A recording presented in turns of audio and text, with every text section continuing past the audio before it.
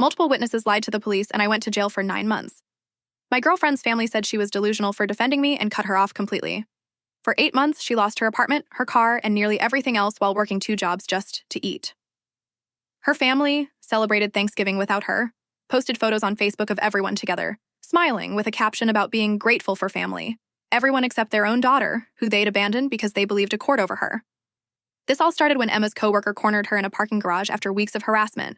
I showed up because she was scared, and somehow I became the criminal. But 8 months later, Emma's grandmother walked into Emma's tiny studio apartment, saw the mattress on the floor and the empty fridge, looked at Emma's parents, and asked one question. You chose to believe strangers over your own daughter. What does that say about you? That question changed everything. This is the story of how workplace harassment turned into 9 months of jail time, 8 months of family abandonment, and one grandmother who finally made everyone face the truth. 3 years ago, Emma started working at a marketing firm downtown. Good salary, decent benefits. I was working warehouse shifts, so our schedules didn't line up great, but we made it work. About 2 months in, Emma mentioned this guy at work. Ryan, one of the account managers. Started off friendly, then got intense. Always finding excuses to stop by her desk, asking personal questions. Over the next month, it escalated. Texts outside work hours. Waiting by her car in the parking garage.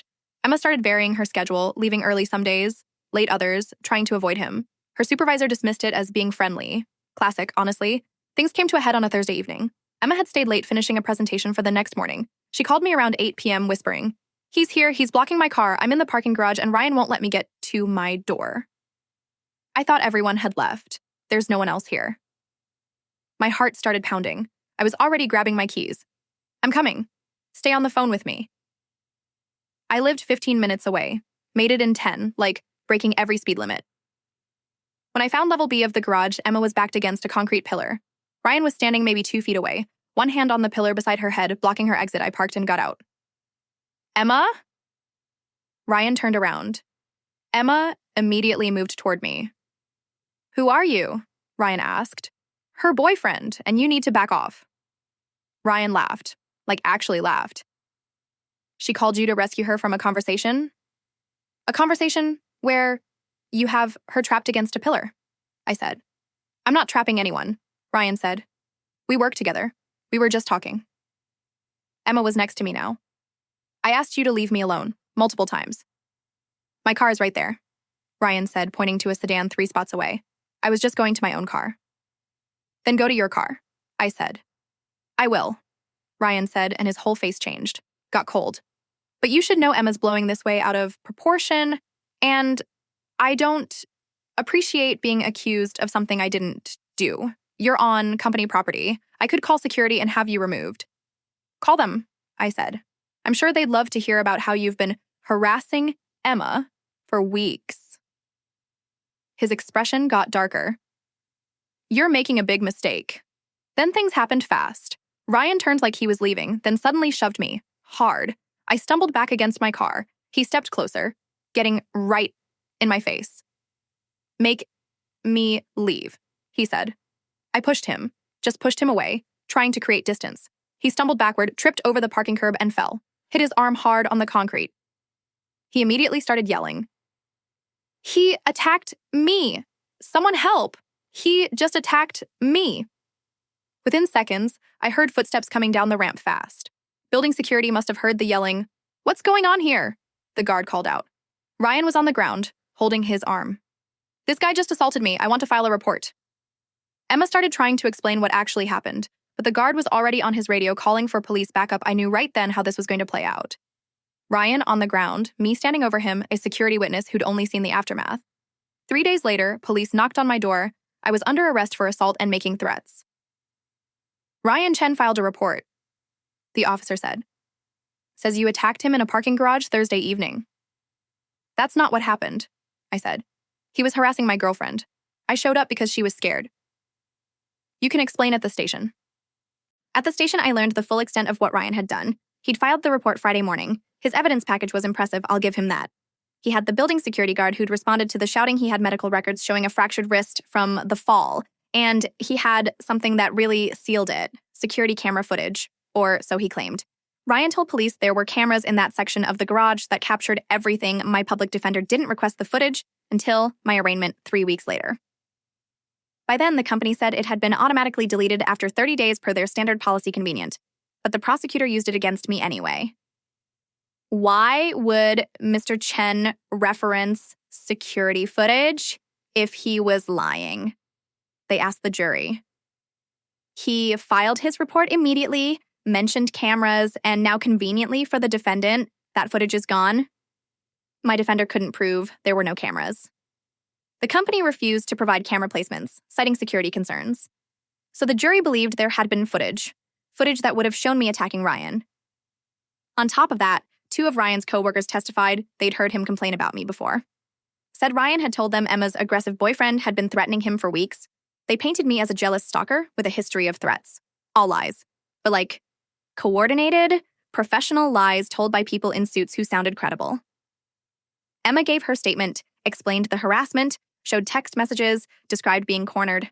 But when the prosecutor asked why multiple professional witnesses would all lie, she didn't have an answer that satisfied anyone. I got released on bail, which wiped out my savings and required Emma to borrow money from friends. My public defender was handling literally 40 cases at once and kept telling me to take a plea deal. You've got one person saying one thing and multiple people saying another. A jury won't believe you. But I didn't do it, I said. That doesn't always matter.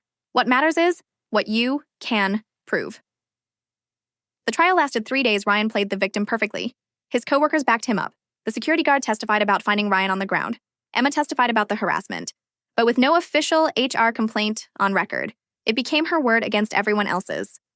The jury deliberated for 3 hours. Guilty. 9 months in county jail. Emma was sitting behind me. I heard her make this sound like all the air had just been knocked out of her. They took me into custody immediately. County jail was literally 9 months of the same day on repeat. Wake up at 6, breakfast, hours of nothing. Lights out at 9. The worst part wasn't the boredom. It was being cut off from Emma. Phone calls were expensive and limited. We wrote letters instead. Through those letters, over the next few months, I learned what was really happening with her family. They'd been supportive initially. Angry about the situation, sympathetic to Emma. But as weeks passed, their tone changed. Are you sure you didn't misinterpret things? Why didn't you go through official channels? Emma's dad kept bringing up the court case. Multiple witnesses, he kept saying. Professional people with no reason to lie. How does that happen if they're all lying? Emma tried to explain how workplace dynamics work, how people protect each other, especially when they work together. Her dad said she was being paranoid, that I was manipulating her. Her brother was worse, decided I was dangerous and Emma was too blind to see it, started sending Emma articles about domestic violence, about manipulation tactics, about how abusers convince their victims everyone else is wrong. Around month 2 of my sentence, things completely fell apart. Emma's letter that week was different, shorter. Her handwriting was all shaky, like she'd been crying while writing it. My family gave me an ultimatum. They said I need to choose between them and you. My dad said he can't help with rent anymore if I'm using that money to visit you. My mom said she can't watch me throw my life away for someone with anger issues. My brother said if I choose you, I'm enabling abuse. I told them I select you. I told them I was there, I know what happened, and I'm not abandoning you because a court made a mistake.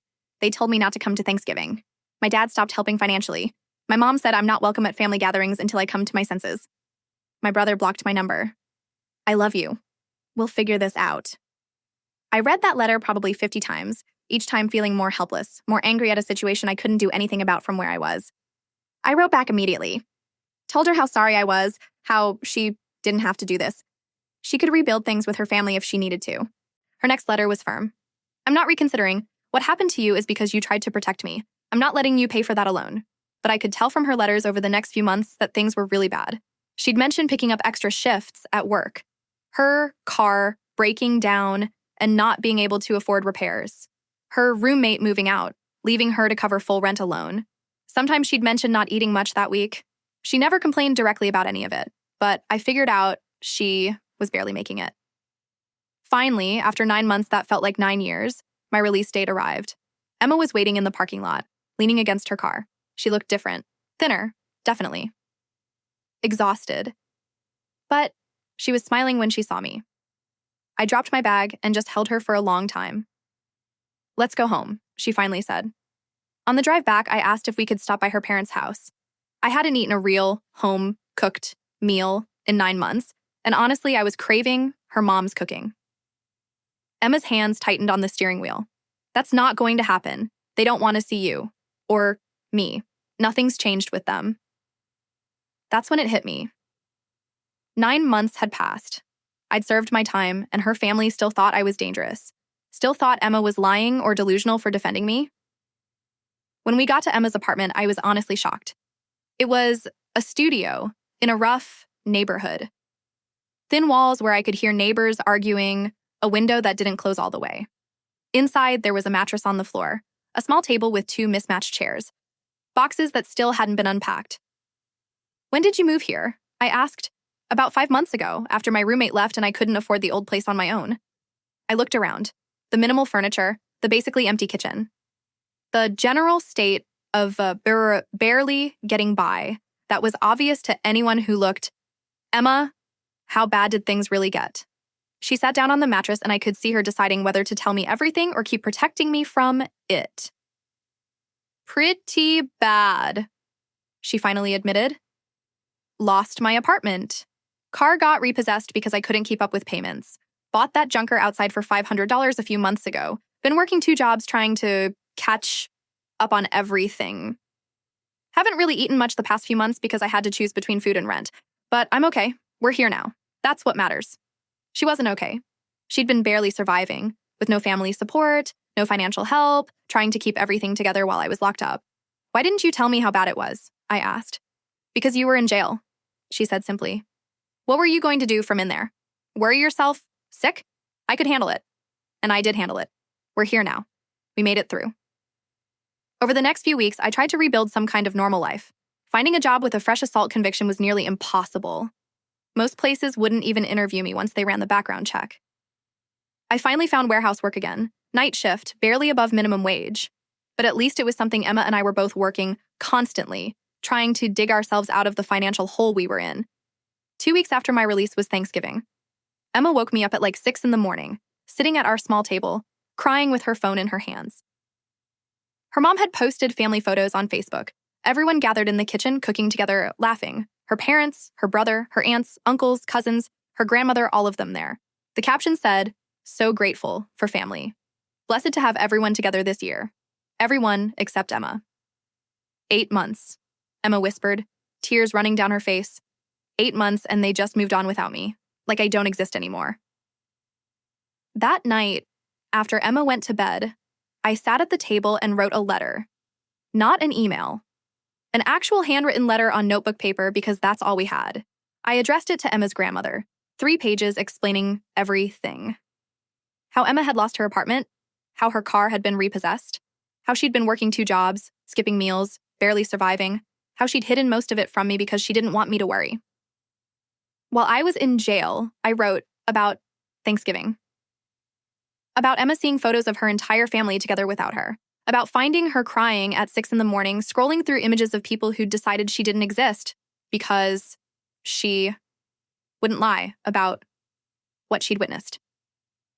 I wrote about how Emma had chosen to believe what she'd actually seen happen over what a court decided, how she'd paid for that choice with everything she had, her apartment, her car, her family, furthermore, her sense of security. I mailed it Monday morning, didn't tell Emma about it, didn't want to get her hopes up if nothing came of it. Wednesday evening, my phone rang. Unknown number. I almost didn't answer. "This is Maria Rodriguez," the voice said, Emma's grandmother. "I got your letter." I waited, not sure what to say. "Tell me something," she continued. "Why did you write to me? Why not Emma's parents directly?" "Because Emma talks about you differently than she talks about them," I said. "She talks about you like someone who actually listens, like someone who cares about the truth more than being right." Nobody spoke for a while. "That's either very perceptive or very manipulative," she finally said. "It's the truth." "Okay," she said. "We need to talk, but not on the phone. Can you meet me tomorrow?" I met Emma's grandmother at a coffee shop the next day. She was maybe 70, gray hair, small, but the kind of person who had this look that made you think twice about lying to her. "Show me where Emma lives," she said after we'd been talking for maybe 15 minutes. We drove to Emma's apartment. Her grandmother walked through the studio without saying anything at first, just took in everything. The mattress on the floor, the minimal furniture, the boxes still unpacked, the thin walls that let in every sound from the neighbors, the window that didn't close right. How long has she been living like this? She asked. 5 months in this place, struggling for 8 months total since her family cut her off. She sat down on one of the mismatched chairs, and we left her to deal with all of this alone. Yeah, because we believed the court over her, over our own granddaughter who's never lied to us in her entire life. Yeah. She looked at me. I'm calling a family meeting. Here, at this apartment. I want everyone to see this, to see what their choice actually cost her. What believing strangers over their own daughter really meant. Does Emma know you're planning this? I asked. Not yet. I'll tell her today. But this ends now. I'm not watching my granddaughter suffer while her family celebrates holidays without her. That evening, Emma's grandmother called her. I could hear Emma's side of the conversation, the shock in her voice, the confusion, the fear. But eventually, she agreed. The next day, Sunday afternoon, Emma's entire family showed up at the apartment. Her parents, her brother, her grandmother, 2 of her aunts. They all crammed into the small studio. Some sitting on the mattress, some on the chairs, some just standing against the walls. Because there wasn't enough space, Emma's grandmother took charge right away. We're here to listen, she said, looking directly at Emma. Really listen this time. We made assumptions. We trusted the wrong people. Furthermore, we need to hear the truth from you. All of it. Emma told them everything. The whole story from the beginning. The harassment at work, Ryan's texts, his behavior, how he'd wait by her car, how her supervisor had dismissed her concerns. The parking garage incident where she'd been cornered and scared. How I'd shown up because she called me, terrified and alone. She explained how Ryan had filed a false police report, how his co-workers had lied and said, I had a history of threatening him, how the security guard only saw the aftermath, how Ryan had claimed there was camera footage that conveniently got deleted, how the trial became about who had more people telling their version, not about what actually happened. Then she told them what happened after I went to jail, how they'd given her an ultimatum just 2 months in, how she'd had to choose between them and the truth, how she'd lost her apartment 5 months ago because without their financial help, she couldn't afford it, how her car got repossessed, how she'd been working 2 jobs, sometimes 16-hour days, just to keep a roof over her head, how she'd been skipping meals because she had to choose between eating and paying rent. By the time she finished, her mom was crying. Her dad looked like someone had hit him. Her brother just stared at the floor. Why didn't you tell us it was this bad? Her mom asked, her voice shaking.